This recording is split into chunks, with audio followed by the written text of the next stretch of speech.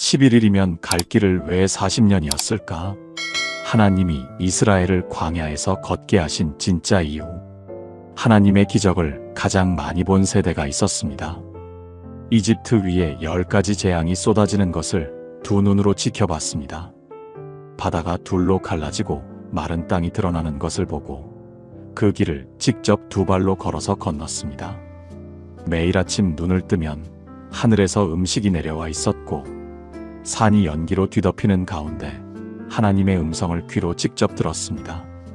이 정도 기적을 경험한 사람들이라면 믿음이 흔들릴 수가 없지 않겠습니까? 그런데 이 세대는 약속의 땅에 들어가지 못했습니다. 단 2사람을 빼고는 아무도 들어가지 못했습니다. 그 수많은 기적을 직접 경험한 세대의 뼈가 광야의 모래 아래 묻혔습니다. 그런데 여러분, 더 놀라운 사실이 있습니다. 그들이 서 있던 자리에서 약속의 땅 입구까지 걸어서 11일이면 도착하는 거리였습니다.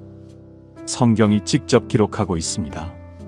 신명기 1장 2절. 호렙산에서 세일산 길로 가데스 바네아까지 10하루 길이었더라. 11일이면 닿을 수 있는 거리를 이 사람들은 40년을 걸었습니다. 한 세대가 통째로 그 길 위에서 쓰러질 때까지 걸었습니다. 여러분도 이 이야기를 잘 알고 계실 겁니다. 불순종에 대한 벌. 하나님 말씀을 안 믿었으니까 광야에서 40년 돌아다닌 거다. 대부분 그렇게 알고 있는 이야기입니다. 그런데 정말 그것뿐이었을까요? 40년이라는 시간이 정말로 벌 한 줄로 끝나는 이야기였을까요? 이 질문이 마음에 걸려서 성경을 다시 들여다보았습니다. 그리고 놀라운 것을 발견했습니다. 하나님이 40년의 이유를 직접 말씀하신 구절이 있었습니다. 그 구절을 읽는 순간 제가 알고 있던 광야가 완전히 달라졌습니다. 벌이 아니었습니다. 하나님은 그 40년 동안 우리가 상상하지 못했던 일을 하고 계셨습니다. 혹시 지금 이런 시간을 보내고 계신 분이 있으십니까? 기도는 매일 하는데 하늘이 대답하지 않는 것 같은 시간. 이만큼 믿었으면 뭔가 달라져야 하는 것 아닌가. 그런데 아무것도 달라지지 않는 시간. 제가 아는 한 권사님이 바로 그 자리에 계셨습니다. 이분의 성경책은 표지가 손때로 반질반질했습니다. 새벽 4시면 어김없이 교회에 나오시는 분이셨습니다. 비가 와도 무릎이 시려도 그 자리를 빠지지 않으신 분이었습니다. 그런데 남편분의 사업이 무너지면서 이분의 기도가 흔들리기 시작했습니다. 석 달을 매달렸습니다. 아무것도 달라지지 않았습니다. 6달을 더 버텼습니다. 오히려 더 나빠졌습니다. 1년이 지나고 2년이 지났습니다. 새벽 기도 자리는 여전히 지키고 계셨습니다. 그런데 기도 앞에 붙는 말이 달라지고 있었습니다. 하나님 도와주세요로 시작하던 기도가 어느 날부터 하나님 왜 그러세요로 바뀌고 있었습니다. 본인도 모르는 사이에 바뀌고 있었습니다. 어느 날 이 권사님이 상담을 요청하셨습니다. 자리에 앉으시더니 한참을 아무 말도 못하셨습니다. 손을 꼭 모으고 계셨는데 그 손이 떨리고 있었습니다. 겨우 한마디를 꺼내셨습니다. 목사님, 제가 뭘 잘못하고 있는 건지 모르겠어요. 그리고 한참을 멈추셨다가 이렇게 물으셨습니다. 기도할수록 더 멀어지는 것 같은데 하나님이 저를 잊으신 걸까요? 그 말을 마치고 이 권사님이 무릎 위에 성경책을 내려다보셨습니다. 그리고 천천히 그 성경책을 덮으셨습니다. 매일 새벽마다 펼치시던 분이었습니다. 그 성경을 스스로 덮는 손을 저는 아직도 잊지 못합니다. 이 권사님만의 이야기가 아닙니다. 여러분도 저도 한 번쯤은 이 자리에 서본 적이 있습니다. 3500년 전 이스라엘 백성도 다르지 않았습니다. 하나님의 기적을 직접 보고도 하나님이 우리를 잊으셨다고 말한 사람들이었습니다. 그런데 하나님은 잊지 않으셨습니다. 그 40년 동안 하나님이 하고 계셨던 일이 있었습니다. 그것을 알게 되는 순간 여러분의 광야가 달라집니다. 혹시 지금 이 순간 마음이 조금이라도 움직이시는 분 계십니까? 나도 이 말씀이 필요해 하는 생각이 드시는 분 계십니까? 그렇다면 댓글에 아멘으로 고백해 주세요. 여러분의 그 고백이 오늘 이 말씀을 붙드는 첫걸음이 될 것입니다. 준비되셨습니까? 지금부터 시작하겠습니다. 첫 번째, 3일 만에 돌아간 마음. 홍해가 갈라진 날, 이스라엘 백성은 노래했습니다. 춤추었습니다. 바다 건너편에 서서 자기들을 쫓아오던 이집트 군대가 물속에 삼켜지는 것을 두 눈으로 보았습니다. 400년 동안 자기들을 묶고 있던 사슬이 그날 완전히 끊어졌습니다. 이 감격이 얼마나 갔겠습니까? 3일입니다. 3일 후 마라라는 곳에 도착했습니다. 물이 써서 마실 수 없었습니다. 그때 이 사람들이 한 말을 들어보십시오. 우리가 뭘 마시란 말이냐? 기도가 아니었습니다. 3일 전에 바다를 가르신 하나님을 떠올리지 않았습니다. 돌아보지 않은 겁니다. 눈앞에 물이 쓰다는 것 하나에 3일 전 기적이 통째로 지워졌습니다. 하나님은 은혜로 응답하십니다. 모세가 나무를 물에 던지자 물이 달아졌습니다. 또 기적이었습니다. 그런데 이 기적도 오래가지 못했습니다. 한 달 반 뒤, 이번에는 음식이었습니다. 광야에서 먹을 것이 없다며 이 사람들이 입을 열었습니다. 그런데 이 사람들의 입에서 나온 말은 듣고 있으면 귀를 의심하게 됩니다. 차라리 이집트에서 죽었으면 좋았을 것을. 거기서는 고기가마 곁에 앉았고 먹을 것이 풍족했는데. 여러분, 이 사람들은 이집트에서 노예였습니다. 뜨거운 태양 아래 벽돌을 굽고 채찍에 맞아 등이 찢어지고 갓 태어난 아들을 나일강에 빼앗기던 사람들이었습니다. 고기가마 곁에 앉은 것이 아니라 고기가마 불을 떼던 사람들이었습니다. 그런데 지금 이 사람들은 그 노예 시절이 더 나았다고 말하고 있습니다. 먹을 것이 풍족했다고 말하고 있습니다. 400년의 채찍질을 마치 괜찮았던 시절처럼 기억하고 있는 겁니다. 왜 그랬겠습니까? 400년이라는 시간은 이 사람들의 몸만 묶어놓은 것이 아니었습니다. 마음을 묶어놓았습니다. 바로의 손에서 먹고 사는 것 외에 다른 삶을 상상해 본 적이 없는 사람들이었습니다. 자유를 받았는데 자유가 낯선 겁니다. 주인 없이 사는 법을 모르는 겁니다. 그래서 지금이 조금만 불편해지면 자기가 알던 유일한 삶으로 돌아가려 하는 겁니다. 그게 채찍이 있는 자리라 해도, 그게 사슬이 있는 자리라 해도 익숙한 고통이 낯선 자유보다 더 안전하게 느껴졌던 겁니다. 하나님은 하루 만에 이 사람들을 이집트에서 꺼내셨습니다. 바다를 갈라 길을 여셨고 군대를 물로 덮으셨고 돌아갈 길까지 완전히 끊어주셨습니다. 그런데 돌아갈 길이 사라졌는데도 이 사람들의 마음은 매일 이집트로 돌아가고 있었습니다. 바다는 갈라졌지만 머릿속의 바로는 아직 살아있었던 겁니다. 혹시 이런 적 있으십니까? 하나님이 분명히 길을 열어주셨는데 마음은 여전히 예전 자리에 묶여 있는 것. 상황은 바뀌었는데 같은 걱정이 올라오고 같은 두려움이 따라오는 것. 우리도 다르지 않습니다. 함께 기도하시겠습니까? 하나님 아버지, 이스라엘 백성이 홍해를 건너고도 3일 만에 돌아갔습니다. 저희도 고백합니다. 주님이 열어주신 길 위에 서 있으면서도 마음은 여전히 예전 자리를 그리워할 때가 있습니다. 익숙한 고통이 낯선 자유보다 편하게 느껴질 때가 있습니다. 이집트에서 꺼내주신 것처럼 제 마음 안에 이집트도 꺼내주시옵소서. 예수님의 이름으로 기도합니다. 아멘. 3일 만에 이집트를 그리워한 사람들입니다. 그런데 시간이 더 지나면 어떻게 됐겠습니까? 40일 후 이 사람들은 하나님이 직접 말씀하시던 바로 그 산 아래서 상상할 수 없는 일을 벌입니다. 두 번째 하나님의 산 아래서 만든 금송아지, 시내산입니다. 출애굽 후 석 달 이스라엘 백성이 이 산 아래에 도착했습니다. 그런데 이 산은 보통 산이 아니었습니다. 산 전체가 흔들렸습니다. 연기가 용광로처럼 솟아올랐고 번개가 쳤고 사람이 부는 것이 아닌 나팔 소리가 점점 커지면서 온 진영이 떨었습니다. 그리고 하나님이 말씀하셨습니다. 한 민족 전체에게 직접 말씀하셨습니다. 첫 마디가 무엇이었는지 아십니까? 명령이 아니었습니다. 나는 너를 이집트에서 노예의 집에서 인도해낸 너의 하나님이다. 먼저 은혜를 말씀하셨습니다. 내가 너를 꺼냈다. 내가 너를 자유케 했다. 그것을 먼저 말씀하시고 그 다음에 십계명을 주셨습니다. 지켜라. 그러면 구원하겠다가 아닙니다. 이미 구원했다. 그러니 이렇게 살아라. 이것이 처음부터 하나님의 순서였습니다. 십계명을 주신 뒤 모세가 돌판과 성막 설계를 받기 위해 산으로 올라갑니다. 40일 동안 내려오지 않았습니다. 그리고 그 40일 동안 산 아래서 모든 것이 무너집니다.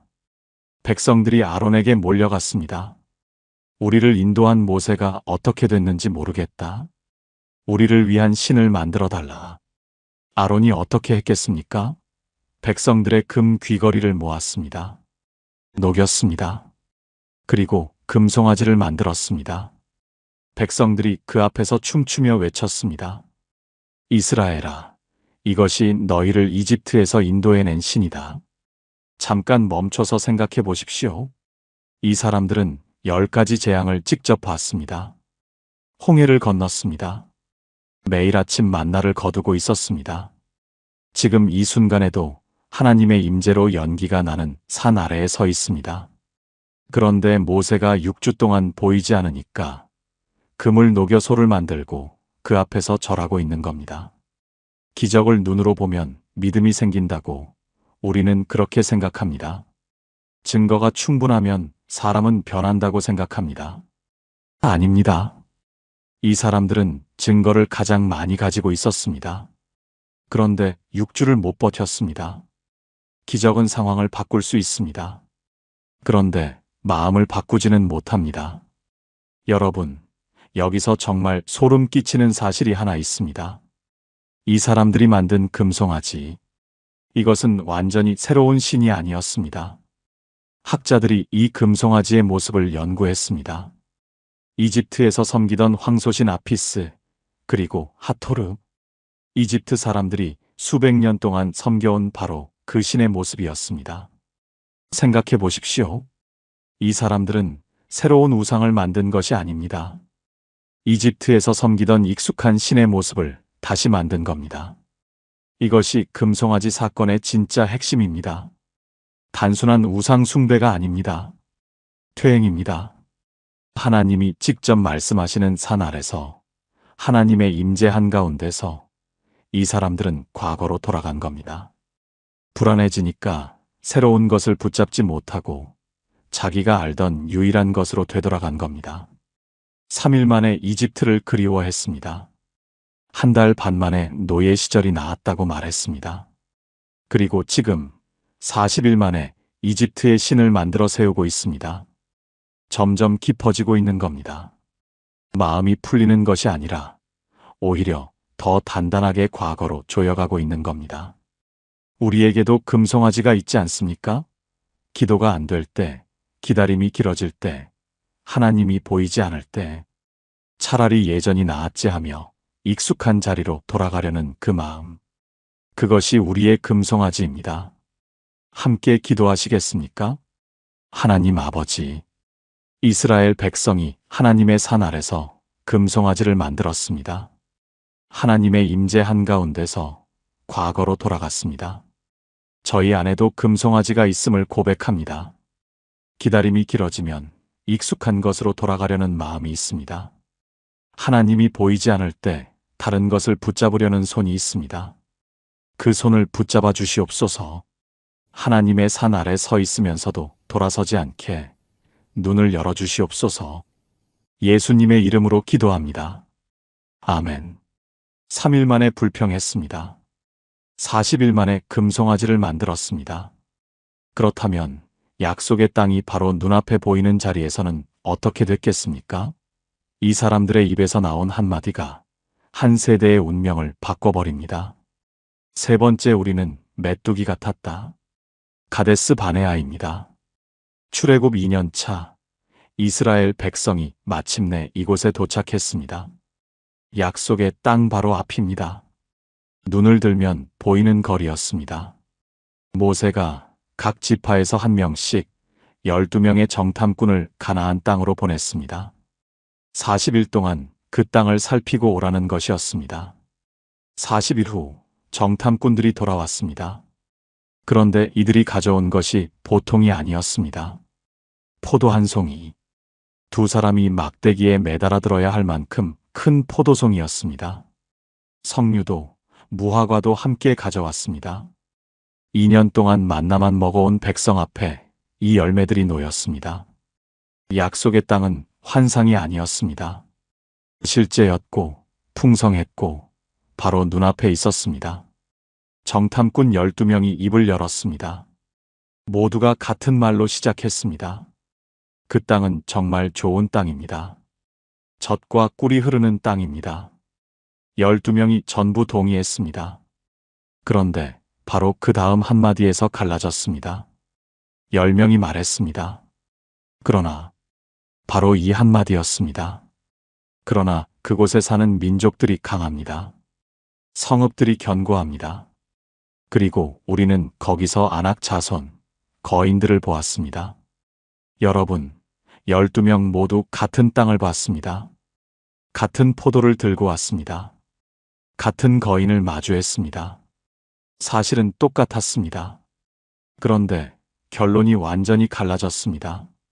같은 증거를 보고 10명은 패배를 받고 2명은 승리를 받습니다. 왜 갈라졌겠습니까? 정보가 달라서가 아닙니다. 보는 눈이 달랐던 겁니다. 10명이 마지막으로 한 말. 이 말이 이 세대 전체의 운명을 결정짓습니다. 민수기 13장 33절입니다. 우리는 스스로 보기에도 메뚜기 같으니 그들이 보기에도 그러하였을 것이니라. 메뚜기. 여러분, 이 사람들은 거인이 하나님보다 강하다고 말하지 않았습니다. 우리가 너무 작다고 말한 겁니다. 하나님의 능력을 부정한 것이 아닙니다. 자기 자신을 부정한 겁니다. 10가지 재앙을 보았습니다. 홍해를 건넜습니다. 매일 하늘의 양식을 먹고 있었습니다. 이 모든 기적을 경험하고도 거인 앞에서 자기를 벌레로 본 겁니다.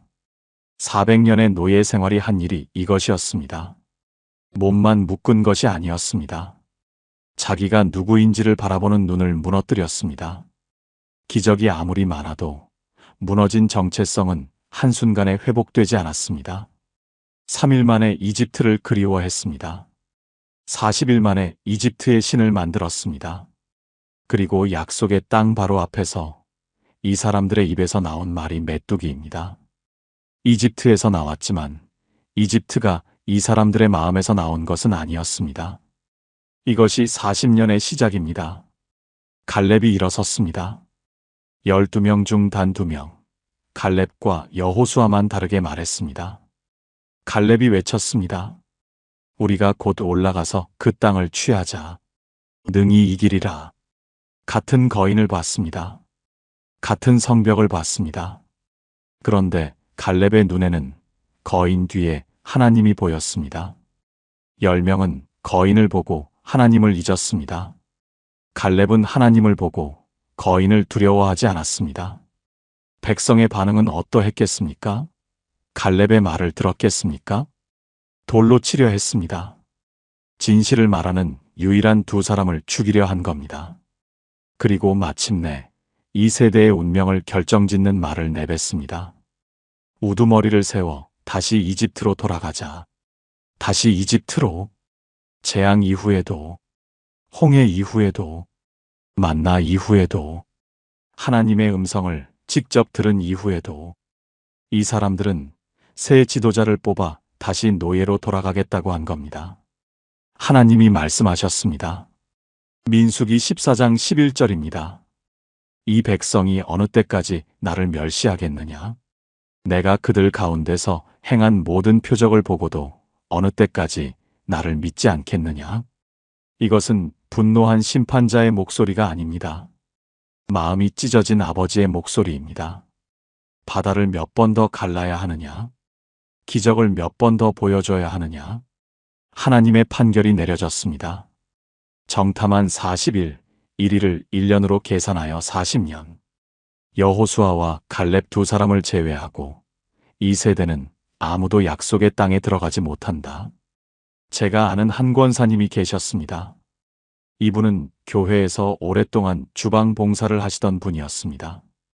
명절마다 혼자 오시는 어르신들 식판을 챙기시느라 본인은 늘 맨 마지막에 드시던 분이었습니다.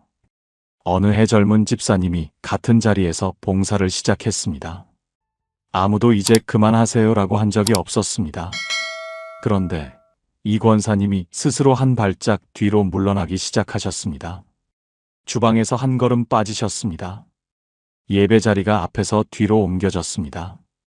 기도 모임도 한 번, 두 번 빠지기 시작하셨습니다. 어느 날 이 권사님이 조용히 말씀하셨습니다. 목사님, 저는 이제 없어도 되는 사람인 것 같아요. 아무도 밀어내지 않았습니다. 누가 물러나라고 한 적이 없었습니다. 이분이 스스로 자기를 메뚜기로 만들고 계셨던 겁니다. 3500년 전 정탐꾼 10명이 한 것과 똑같은 일이었습니다. 거인이 너는 메뚜기다라고 말한 적이 없습니다. 자기가 자기에게 그렇게 말한 겁니다.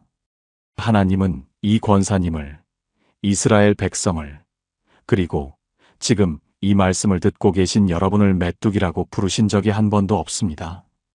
혹시 지금 이런 말이 마음 안에서 올라오고 있지는 않으십니까? 나 같은 사람이 뭘? 이 나이에 내가 뭘 하겠어? 다른 분들은 잘하시는데 나는 부족해.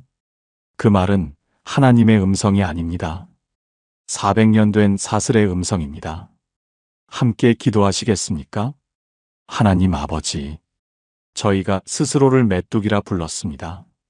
하나님이 그렇게 부르신 적이 없는데 저희가 저희에게 그렇게 말하고 있었습니다. 나 같은 사람이 뭘 하며 뒷자리로 물러나고 있었습니다. 그 목소리가 하나님의 음성이 아님을 깨닫게 하여 주옵소서. 하나님이 부르신 이름으로 저를 보게 하여 주옵소서. 갈렙처럼 거인 뒤에 하나님을 보는 눈을 주시옵소서. 예수님의 이름으로 기도합니다. 아멘. 한 세대가 메뚜기라는 말 한마디에 약속의 땅을 잃었습니다. 하나님의 판결이 내려졌습니다. 40년. 그렇다면 그 40년 동안 하나님은 이 사람들에게 무엇을 하고 계셨던 걸까요? 매일 아침 내려온 하얀 양식 속에 놀라운 비밀이 하나 숨어 있었습니다. 네 번째 썩는 만나, 썩지 않는 만나. 하나님이 하늘에서 음식을 내리셨습니다. 아침마다 이슬이 거치면 땅 위에 얇고 하얀 것이 덮여 있었습니다. 고수풀 씨처럼 생겼고 꿀 섞은 과자 맛이 났습니다. 사람들이 그것을 보고 서로 물었습니다. 이게 뭐지? 히브리어로 만후입니다. 이것이 뭐냐는 질문이 그대로 이름이 됐습니다. 만나. 하나님은 이 만나를 40년 동안 내리셨습니다. 아무것도 자라지 않는 광야에서 수백만 명이 매일 먹었습니다. 단 하루도 빠짐없이 내리셨습니다. 그런데 이 만나에는 이상한 규칙이 하나 있었습니다. 하루 먹을 만큼만 거둘 수 있었습니다. 출애굽기 16장 16절 하나님이 직접 정해주셨습니다. 각 사람이 먹을 만큼만 거두라. 한 사람의 한 오멜씩 거두라. 욕심을 내서 더 가져가면 어떻게 됐겠습니까? 썩었습니다. 벌레가 생기고 악취가 났습니다. 생각해 보십시오. 똑같은 만나입니다.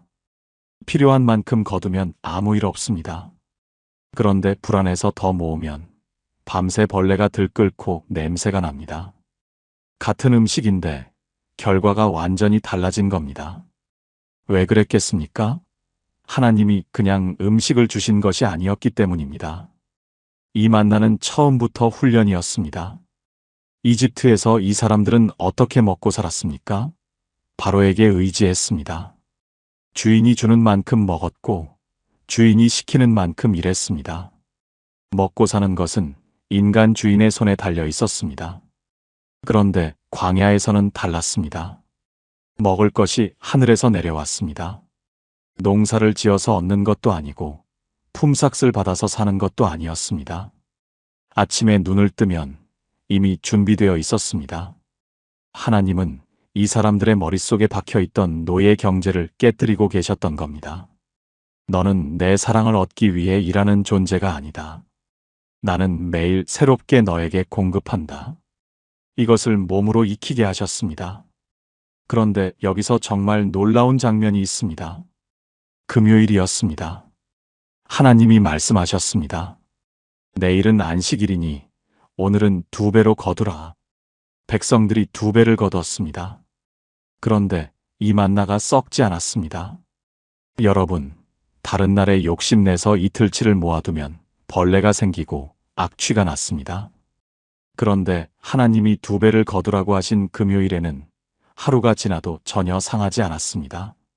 같은 만나입니다. 같은 광야입니다. 같은 환경입니다. 그런데 결과가 정반대였습니다. 차이가 무엇이었겠습니까? 내 불안 때문에 움켜쥔 것은 썩었습니다. 하나님의 말씀대로 거둔 것은 보존됐습니다.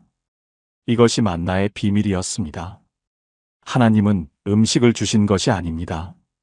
매일 새로 신뢰하는 법을 가르치고 계셨습니다. 어제의 은혜를 쌓아둘 수 없습니다. 내일의 은혜를 미리 가져올 수도 없습니다. 매일 아침 밖으로 나가서 그날의 하나님을 다시 의지해야 했습니다. 나중에 모세가 이 만나의 의미를 설명하는 구절이 있습니다. 신명기 8장 3절입니다.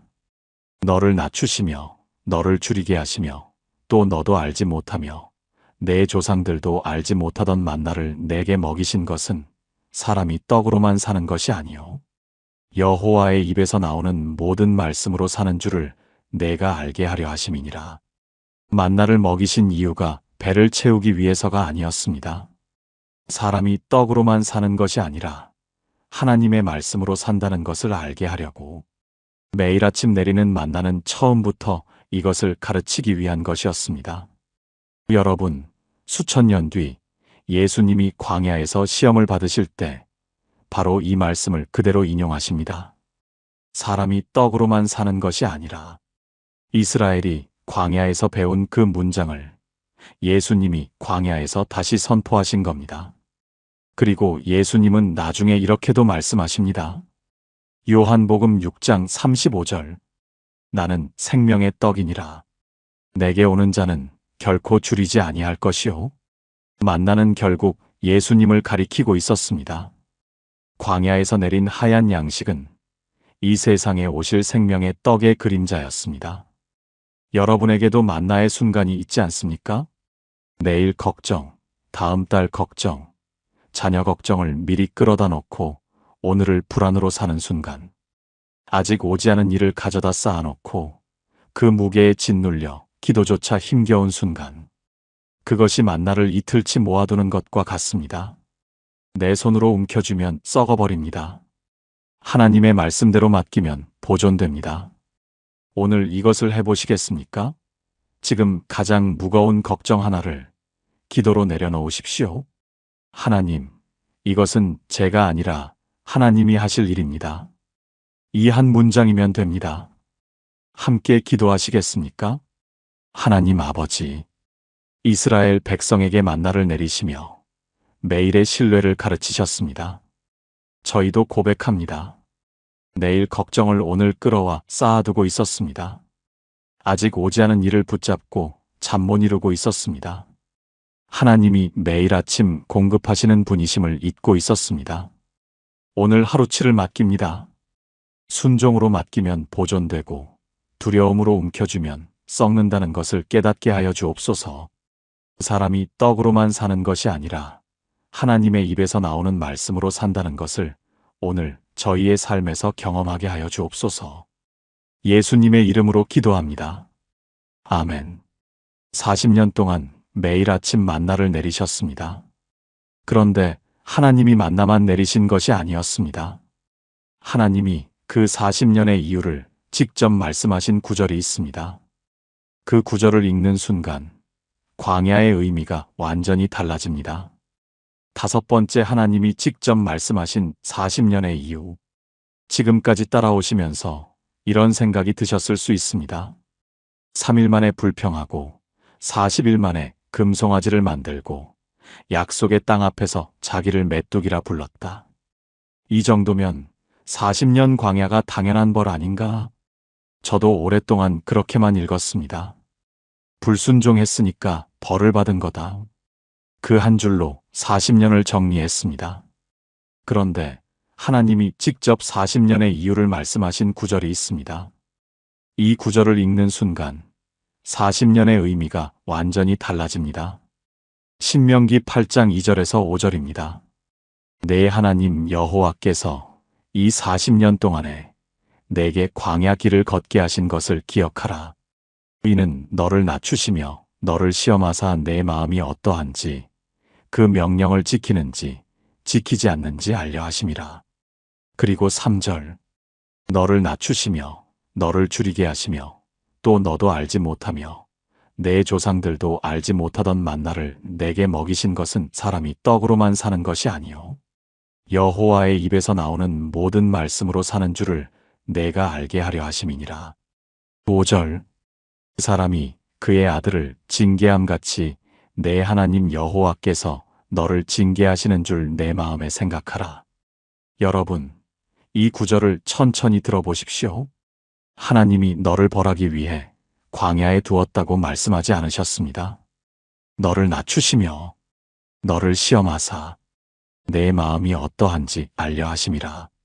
사람이 그의 아들을 징계함 같이 아들입니다. 죄인이 아니라 아들이라 하셨습니다. 벌이 아니라 징계라 하셨습니다. 벌은 대가를 치르게 하는 것입니다. 징계는 자라게 하는 것입니다. 벌은 등을 돌리신 것이지만 징계는 얼굴을 마주하고 계신 것입니다. 40년 동안 하나님이 하고 계셨던 일은 이 사람들을 벌하신 것이 아니었습니다. 아들을 키우고 계셨던 겁니다. 400년 동안 노예로 살면서 박혀버린 것을 빼내고 계셨습니다. 바로에게 의지하던 마음을 하나님에게 의지하는 마음으로 바꾸고 계셨습니다. 매일 만나를 내리시고 구름 기둥으로 길을 보여주시고 밤에는 불 기둥으로 어둠을 밝혀주시면서 이 사람들이 하나님 없이는 하루도 살 수 없다는 것을 몸으로 익히게 하셨습니다. 그런데 하나님은 여기서 한 가지를 더 말씀하십니다. 이 부분이 정말 중요합니다. 신명기 8장 17절에서 18절입니다. 내가 마음에 이르기를 내 능력과 내 손의 힘으로 내가 이 재물을 얻었다 하리라. 내 하나님 여호와를 기억하라. 그가 내게 재물 얻을 능력을 주셨음이라. 가나안 땅에 들어간 뒤를 미리 말씀하시는 겁니다. 들어가면 먹을 것이 풍족해질 것이다. 소와 양이 많아질 것이다. 은과 금이 늘어날 것이다. 집을 짓고 살게 될 것이다. 그때, 바로 그때가 위험하다고 말씀하시는 겁니다. 신명기 8장 14절, 내 마음이 교만하여 내 하나님 여호와를 잊어버릴까 하노라. 여러분, 들어보십시오. 하나님이 경고하신 것은 가난이 아니었습니다. 풍요였습니다. 광야에서는 오히려 괜찮았습니다. 아무것도 없으니까 하나님을 찾았습니다. 매일 만나가 필요하니까 매일 올려다 봤습니다. 그런데 풍족해지면 달라집니다. 배가 부르면 만나를 내리신 분을 잊습니다. 집을 지으면 구름 기둥 아래 살던 시절을 잊습니다. 내 힘으로 얻었다고 생각하기 시작합니다. 가난은 우리를 무릎 꿇게 합니다. 그런데 풍요는 우리를 잠들게 합니다. 광야는 이것을 가르치기 위한 자리였습니다. 모든 방해물을 벗겨내고 모든 거짓 안전장치를 걷어내고 이 사람들과 하나님만 남겨놓은 자리, 아무것도 없는 곳에서 하나님이 전부라는 것을 배우게 하신 겁니다. 그래야 풍족한 자리에 가서도 넘어지지 않으니까, 가나안에 들어가서도 하나님을 잊지 않으니까. 광야에서 배운 것이 가나안에서 지키는 힘이 되니까. 그런데 여러분, 이 말씀이 오늘 우리에게 묻고 있는 것이 있습니다. 힘들 때 하나님을 찾는 것은 어렵지 않습니다. 병원에 가면 기도가 절로 나옵니다. 사업이 무너지면 새벽 기도에 나가게 됩니다. 자녀 문제가 터지면 무릎이 꿇어집니다. 그런데 잘 될 때는 어떻습니까? 제가 아는 한 권사님이 계셨습니다. 이분은 오랫동안 기도의 사람이셨습니다. 새벽마다 교회에 나오셨고 기도 수첩에 날마다 기도 제목을 적으시는 분이셨습니다. 이분의 기도 제목 중에 가장 큰 것이 자녀 문제였습니다. 아들이 오래 취직을 못하고 있었습니다. 매일 이 기도를 올렸습니다. 그러던 어느 해 아들이 좋은 회사에 들어갔습니다. 며느리도 만났습니다. 손주가 태어났습니다. 건강검진도 깨끗하게 나왔습니다. 감사 제목이 가득한 해였습니다. 그런데 이상한 일이 일어났습니다. 감사 제목이 많아질수록 기도가 줄었습니다. 이제 좀 쉬어도 되겠지. 새벽 기도를 한 번 빠졌습니다. 2번 빠졌습니다. 한 달이 지나니 새벽 기도가 아니라 주일 예배만 겨우 나가게 됐습니다. 기도 수첩도 펼치지 않게 됐습니다. 감사 기도를 적어야 할 자리가 비어 있었습니다. 1년이 지나고 이 권사님이 서재를 정리하시다가 성경책을 발견하셨습니다. 먼지가 쌓여 있었습니다. 펼쳐보니 마지막으로 밑줄 그은 날짜가 1년 전이었습니다. 그날 이 권사님이 무릎을 꿇으셨습니다. 한참을 아무 말씀이 없으셨습니다. 그리고 겨우 한마디를 꺼내셨습니다. 하나님, 힘들 때는 매달렸는데 잘 되니까 왜 이렇게 쉽게 잊어버리는 건지 모르겠습니다. 여러분, 3500년 전 하나님이 경고하신 것이 바로 이것이었습니다. 내 마음이 교만하여 내 하나님 여호와를 잊어버릴까 하노라. 광야에서는 괜찮았습니다. 아무것도 없으니까 하나님을 붙잡았습니다. 그런데 가나안에 들어가면, 풍족해지면, 배가 부르면 그때 있습니다. 힘들 때 새벽 기도에 나가는 것은 많은 분들이 하십니다. 그런데 잘 될 때 새벽 기도에 나가는 분은 얼마나 계십니까? 기도는 힘들 때 필요한 것이 아니었습니다. 잘 될 때 더 필요한 것이었습니다. 이것을 가르치시기 위해 하나님은 이 백성을 40년 동안 광야에 두신 겁니다. 모든 것을 벗겨내시고 하나님만 남은 자리에서 하나님이 전부라는 것을 뼛속까지 새기게 하신 겁니다. 그래야 풍족한 자리에 가서도 내 힘으로 됐다고 말하지 않고 하나님이 하셨다고 고백할 수 있으니까. 벌이 아니었습니다. 준비였습니다.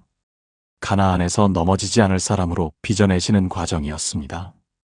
혹시 지금 이 순간 마음이 움직이시는 분 계십니까? 나도 잘 될 때 잊고 있었다 하는 생각이 드시는 분 계십니까? 오늘 나눈 이야기 중에 가장 마음에 닿은 것이 있다면 댓글에 아멘으로 고백해 주세요. 지금 가장 간절한 기도 제목이 있으시면 한 줄로 남겨주셔도 좋습니다. 여러분의 그 고백을 하나님께서 듣고 계십니다. 함께 기도하시겠습니까? 사랑의 주님, 저희가 힘들 때는 매달렸습니다. 그런데 잘 될 때는 잊었습니다. 풍족해지니까 만나를 내리신 분을 잊었습니다. 배가 부르니까 광야에서 먹이신 손을 잊었습니다. 내 힘으로 된 줄 알았습니다. 용서해 주옵소서. 가난할 때만이 아니라 풍요로울 때도 주님을 찾는 마음을 주옵소서. 광야에서 배운 것이 가나안에서도 지켜지게 하옵소서. 재물 얻을 능력을 주신 이가 하나님이심을 날마다 기억하며 살게 하옵소서. 예수님의 이름으로 기도합니다. 아멘. 40년의 이유가 벌이 아니라 준비였습니다. 하나님이 이 백성을 아들처럼 키우고 계셨습니다. 그런데 그 40년을 이끈 사람이 있었습니다. 모세입니다. 바로 앞에 서서 담대히 맞섰던 사람, 시내산에 올라 하나님과 대면한 사람, 수백만 명을 위해 수없이 중보한 사람. 그런 모세에게 약속의 땅 바로 앞에서 하나님이 말씀하십니다. 여기까지다. 6번째 모세가 밟지 못한 땅. 광야 40년을 이끈 사람. 모세입니다. 바로 앞에 서서 내 백성을 보내라 담대히 외쳤던 사람. 시내산에 올라 하나님과 얼굴을 마주하고 대화한 사람. 백성이 금송아지를 만들었을 때 하나님 앞에 엎드려 이 백성을 용서하시지 않으시려거든 저를 먼저 지워주십시오 중보한 사람. 수백만 명을 40년 동안 이끌며 그들의 불평과 원망과 배신을 온몸으로 받아낸 사람. 이스라엘 역사에서 모세보다 위대한 지도자는 없었습니다. 성경이 직접 그렇게 기록하고 있습니다. 신명기 34장 10절. 그 후에는 이스라엘의 모세와 같은 선지자가 일어나지 못하였나니 모세는 여호와께서 대면하여 아시던 자요. 그런 모세가 약속의 땅에 들어가지 못했습니다. 40년을 이끌었습니다. 그 기나긴 광야를 처음부터 끝까지 함께 걸었습니다. 그런데 마지막 문 앞에서 멈춰야 했습니다. 왜 그랬겠습니까? 민수기 20장입니다. 광야 끝자락 무리바라는 곳에서 또다시 물 문제가 터졌습니다. 백성들이 또 불평했습니다. 왜 우리를 이 광야로 이끌어내어 죽게 하느냐? 여기는 물도 없지 않느냐? 또였습니다. 몇 번째인지 셀 수도 없었을 겁니다. 모세도 사람이었습니다. 하나님이 모세에게 말씀하셨습니다. 반석에게 명하여 물을 내라. 말하라고 하셨습니다. 그런데 모세가 한 것은 달랐습니다. 분노가 터졌습니다. 지팡이를 들어 반석을 내리쳤습니다. 한 번이 아니라 2번 쳤습니다. 그리고 외쳤습니다. 반역하는 자들아 들으라. 우리가 너희를 위하여 이 반석에서 물을 내랴. 물은 나왔습니다. 쏟아져 나왔습니다. 기적은 일어났습니다. 그런데 하나님이 말씀하셨습니다. 민수기 20장 12절. 너희가 나를 믿지 아니하고 이스라엘 자손의 목전에서 나의 거룩함을 나타내지 아니하였으므로 너희는 이 회중을 내가 그들에게 준 땅으로 인도하여 드리지 못하리라. 여러분, 우리가 물을 내려라고 모세가 말했습니다. 우리가 하나님이 내시는 물을 마치 자기가 내는 것처럼 말한 겁니다. 하나님의 영광을 자기 것으로 가져간 순간이었습니다. 한순간이었습니다.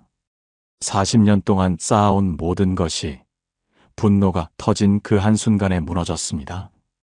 이 장면을 읽으면 솔직히 안타깝습니다. 바로 앞에서 담대히 맞섰던 사람입니다. 수백만 명의 불평을 수십 년 동안 견뎌온 사람입니다. 그 모세도 한순간 무너졌습니다. 그리고 하나님은 그 한순간을 넘어가지 않으셨습니다. 왜 그러셨겠습니까? 하나님이 냉정해서가 아닙니다. 모세는 하나님을 대신해서 백성 앞에 서는 사람이었습니다. 모세의 행동이 곧 백성이 보는 하나님의 모습이었습니다. 모세가 분노하면 백성은 하나님이 분노하시는 줄 압니다.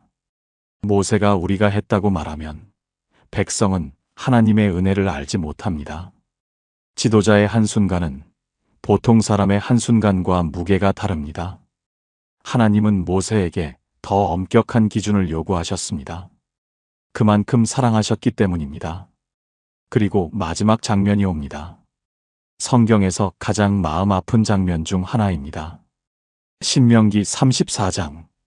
모세의 나이 120세. 느보산 꼭대기입니다. 하나님이 모세를 이 산 위로 데려가셨습니다. 그리고 약속의 땅 전체를 보여주셨습니다. 북쪽 길르앗 땅에서부터 납달리 지역까지, 에브라임과 므낫세의 온 땅, 유다 온 땅과 서쪽 바다까지, 남쪽 네겝과 종려나무 성읍 여리고까지 한 방향씩 천천히 전부 보여주셨습니다. 40년 동안 걸어온 끝에 그 모든 것이 눈앞에 펼쳐져 있었습니다. 저 아래로 요단강이 흐르고 강 건너편에 푸른 땅이 보였습니다. 자기가 이끌어온 백성이 들어갈 바로 그 땅이 거기 있었습니다. 그런데 모세의 발은 그 땅에 닿지 못합니다. 눈에는 보입니다. 손을 뻗으면 닿을 것 같습니다. 그런데 하나님이 말씀하셨습니다. 이것이 내가 아브라함과 이삭과 야곱에게 맹세하여 그의 후손에게 주리라 한 땅이니라. 내가 네 눈으로 보게 하였으나 너는 그리로 건너가지 못하리라.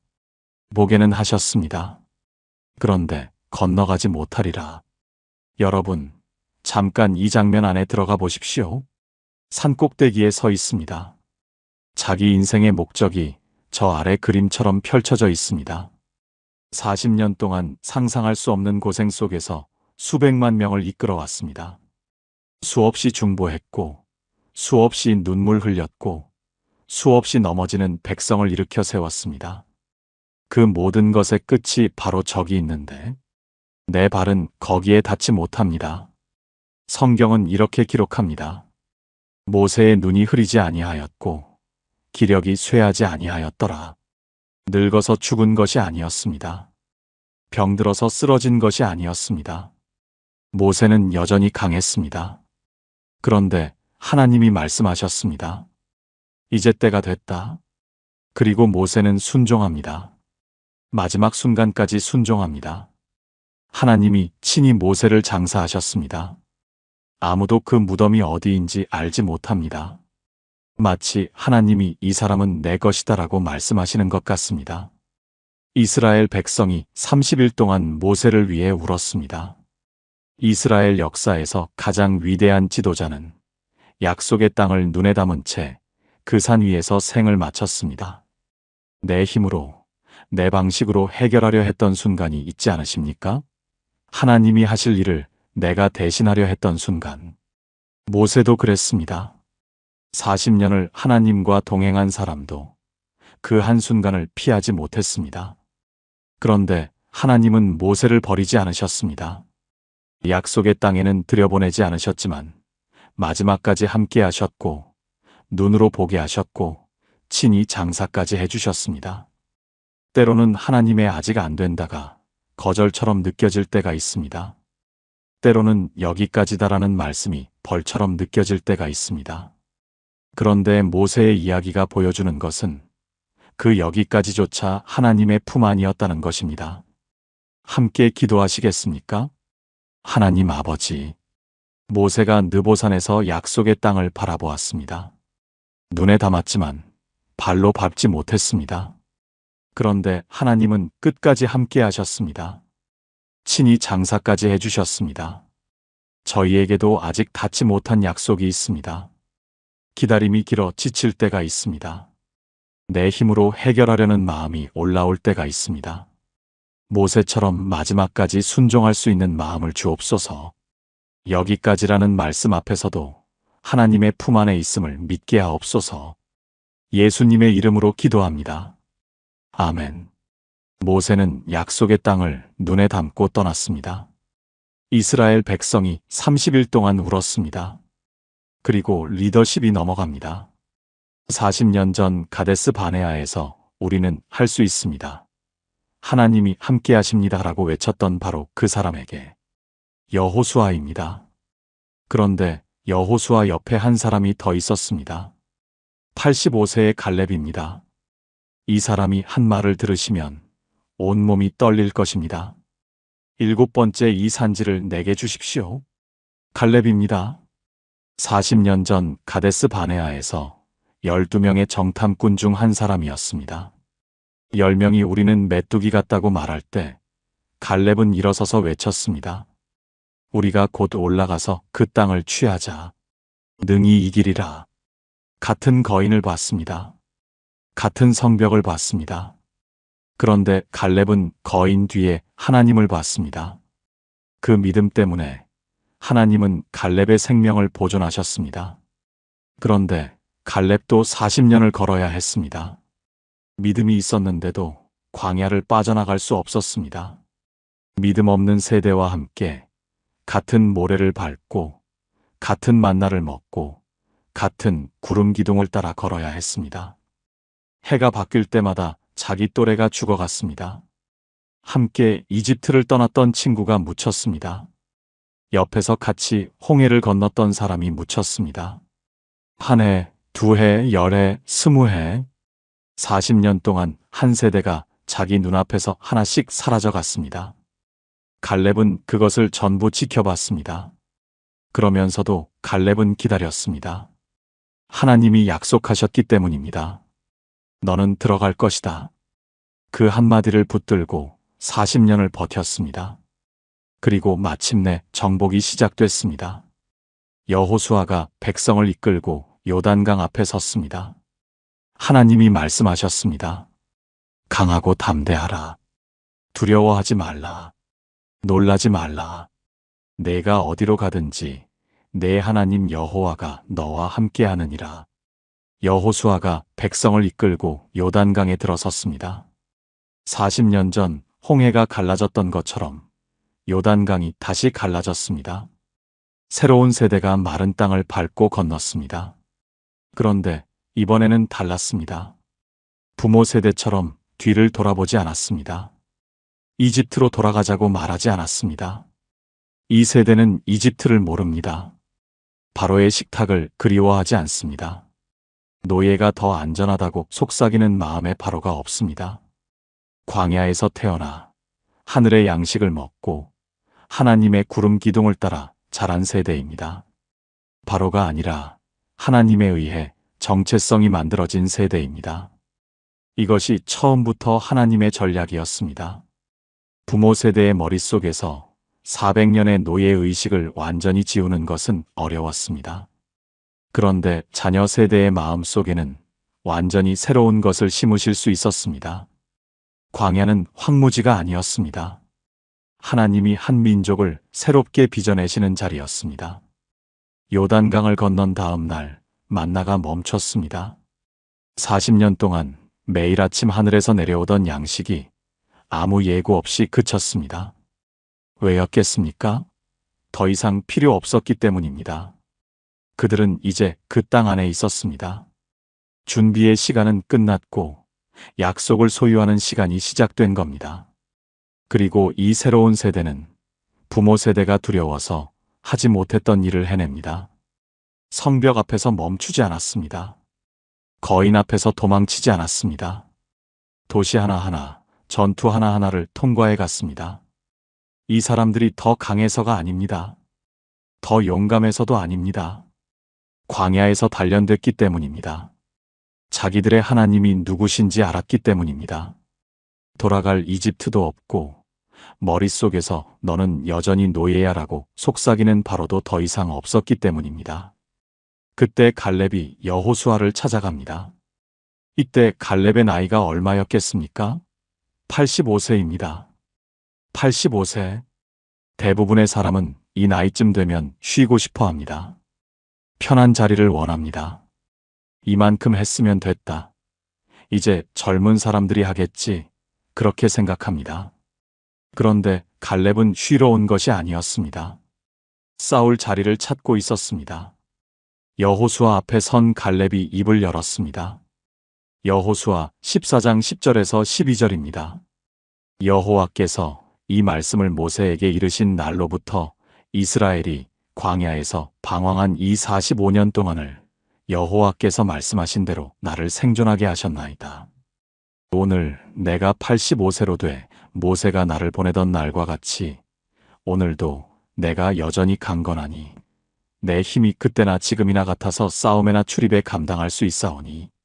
그리고 이 한마디, 그날에 여호와께서 말씀하신 이 산지를 지금 내게 주소서. 이 산지를 내게 주십시오. 여러분, 잠깐 멈추고 생각해 보십시오. 갈렙이 달라고 한 것이 평지가 아닙니다. 이미 정리된 안전한 땅이 아닙니다. 가장 편한 자리를 달라고 한 것이 아닙니다. 산입니다. 그것도 거인들이 살고 있는 산입니다. 40년 전 다른 정탐꾼 10명을 겁먹게 만들었던 바로 그 아낙 자손의 땅입니다. 성읍은 크고 견고했습니다. 85세 노인이 그 산을 달라고 했습니다. 그리고 이렇게 말합니다. 여호와께서 나와 함께 하시면 내가 여호와께서 말씀하신 대로 그들을 쫓아내리이다. 여호와께서 나와 함께 하시면 갈렙에게는 이것 하나면 충분했습니다. 거인이 얼마나 큰지가 문제가 아니었습니다. 성벽이 얼마나 높은지가 문제가 아니었습니다. 내 나이가 얼마인지도 문제가 아니었습니다. 하나님이 함께 하시면 그것이면 됐습니다. 40년 전 10명이 거인을 보고 자기를 메뚜기라 불렀습니다. 40년 후 85세 갈렙이 같은 거인을 보고 산을 달라고 합니다. 같은 거인입니다. 같은 산입니다. 그런데 결론이 완전히 다릅니다.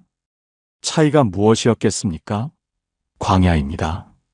40년의 광야가 갈렙을 약하게 만들지 않았습니다. 벼렸습니다. 믿음 없던 세대는 그 40년을 불평하며 보냈고 광야에서 죽었습니다. 갈렙은 그 40년을 하나님과 동행하며 보냈고 85세에 산을 달라고 했습니다. 같은 광야입니다. 같은 40년입니다. 차이는 광야에 있지 않았습니다. 마음에 있었습니다. 그리고 요단강을 건널 때 하나님은 한 가지를 더 하셨습니다. 12지파에서 한 명씩 12명에게 요단강 한가운데서 돌을 하나씩 가져오게 하셨습니다. 그 돌 12개를 강 건너편에 쌓아 기념비로 세우게 하셨습니다. 왜였겠습니까? 여호수아 4장 21절에서 22절. 훗날 너희 자녀가 이 돌들은 무슨 뜻이냐 물으면 여기서 하나님이 우리를 건너가게 하셨다고 말하라. 기억하라는 것이었습니다. 광야를 건너게 하신 분이 누구인지 잊지 말라는 것이었습니다. 여러분, 혹시 이 나이에 뭘 하겠나 그렇게 생각하신 적 있으십니까? 은퇴하고 몸이 예전 같지 않고 세상이 너무 빠르게 변해서 이제 내 시간은 지났다 그렇게 느끼신 적 있으십니까? 85세 갈렙이 편한 평지를 달라고 하지 않았습니다. 거인이 사는 산을 달라고 했습니다. 나이가 들어도 하나님의 약속은 유효합니다. 광야가 길었어도 하나님이 함께 하시면 됩니다. 여러분 앞에도 아직 하나님이 주시려는 산지가 있습니다. 오늘 이 기도한 문장을 드려보시겠습니까? 하나님, 제 산지를 주십시오. 함께 기도하시겠습니까? 하나님 아버지, 갈렙이 85세에 산지를 달라고 했습니다. 40년을 기다렸는데 편한 자리가 아니라 거인의 산을 달라 했습니다. 저희에게도 그 믿음을 주옵소서. 이 나이에 뭘 하며 물러서는 마음을 거두어 주옵소서. 이 나이에도 하나님 앞에 나아가는 담대함을 주옵소서. 여호와께서 나와 함께 하시면 능히 이기리라. 갈렙의 그 고백을 오늘 저희의 고백으로 삼게 하옵소서. 제 산지를 주옵소서.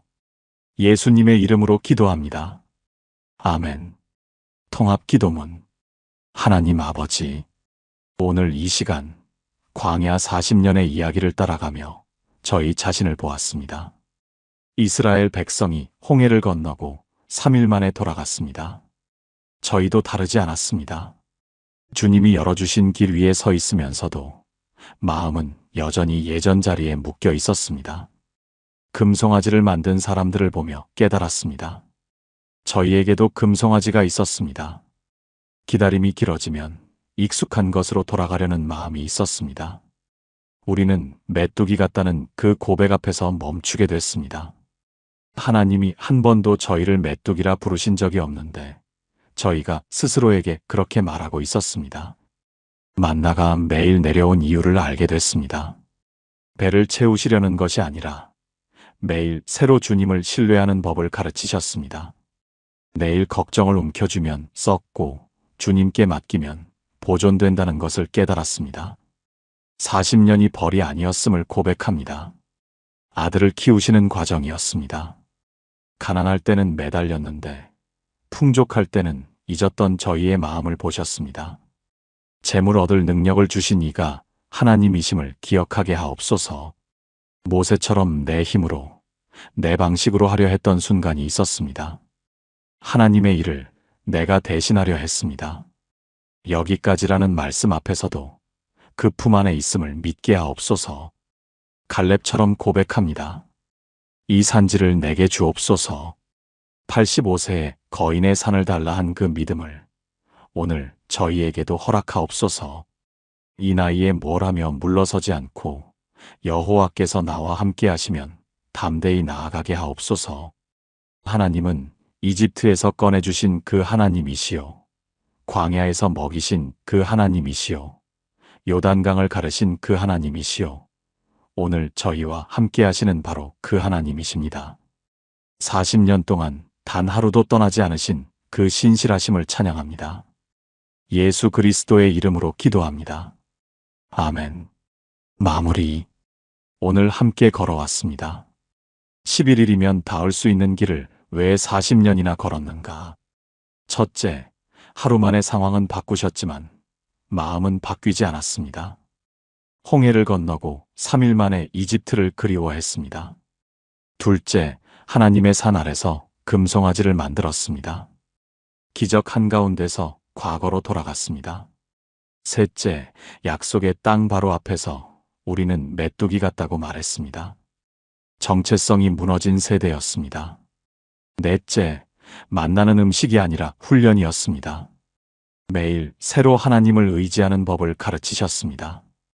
다섯째, 40년은 벌이 아니라 준비였습니다. 하나님이 아들을 키우고 계셨습니다. 여섯째, 모세도 약속의 땅에 들어가지 못했습니다. 하나님의 일을 내 방식으로 하려 한 한순간이 평생을 바꿨습니다. 일곱째, 85세 갈렙이 거인의 산을 달라고 했습니다. 같은 광야, 같은 40년, 그런데 결과는 완전히 달랐습니다. 도입부에서 만났던 그 권사님이 떠오릅니다. 하나님이 저를 잊으신 걸까요?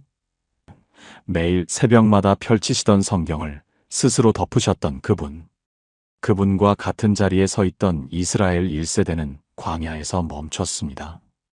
뒤를 돌아보며 이집트를 그리워하며 차라리 돌아가자고 말했습니다. 그런데 갈렙은 달랐습니다. 같은 광야를 걸었습니다. 같은 40년을 보냈습니다. 그런데 85세에 이렇게 말했습니다. 이 산지를 내게 주십시오. 여러분은 어떻게 하시겠습니까?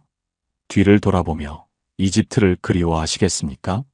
앞을 바라보며 이 산지를 내게 주십시오라고 기도하시겠습니까? 지금 여러분의 광야가 어떤 모습이든 이것 하나는 분명합니다. 하나님은 잊지 않으셨습니다. 40년 동안 단 하루도 떠나지 않으셨던 그 하나님이 지금 여러분의 광야에서도 함께하고 계십니다. 그리고 언젠가 여러분도 이 순간을 돌아보게 될 것입니다. 요단강에서 돌 12개를 꺼내 쌓았던 것처럼 여러분만의 돌을 쌓게 될 것입니다. 누군가에게 이렇게 말하게 될 것입니다. 하나님이 여기서 나를 붙드셨어. 내게 아무것도 없을 때 여기서 먹이셨어. 내가 걸을 수 없을 때 여기서 나를 일으키셨어. 여러분의 광야는 이야기의 끝이 아닙니다. 그 이후에 모든 것을 가능하게 만드는 가장 중요한 장면입니다. 오늘 나눈 7가지 중에 가장 마음에 닿은 것이 무엇이었습니까? 댓글에 아멘으로 고백해 주세요. 그리고 지금 가장 간절한 기도 제목이 있으시면 한 줄로 남겨주십시오. 주님, 제 마음 안에 이집트를 꺼내주세요. 주님, 저를 메뚜기라 부르지 않으셨음을 믿습니다. 주님, 잘 될 때도 주님을 잊지 않게 해주세요. 주님, 제 산지를 주십시오. 여러분의 그 고백을 하나님께서 듣고 계십니다. 이 말씀이 필요한 분이 주변에 계시다면 꼭 나눠주세요. 지금 광야를 걷고 있는 누군가에게 하나님이 잊지 않으셨다는 것을 알려주세요. 하나님의 은혜가 여러분의 삶 가운데 충만하시기를 축복합니다. 여러분의 광야 저편에는 하나님이 약속하신 땅이 기다리고 있습니다. 오늘도 아버지의 품 안에서 평안한 하루 되시기를 바랍니다. 지금까지 빛과 소금과 함께 해주셔서 감사합니다. 감사합니다. 감사합니다. 감사합니다. 감사합니다.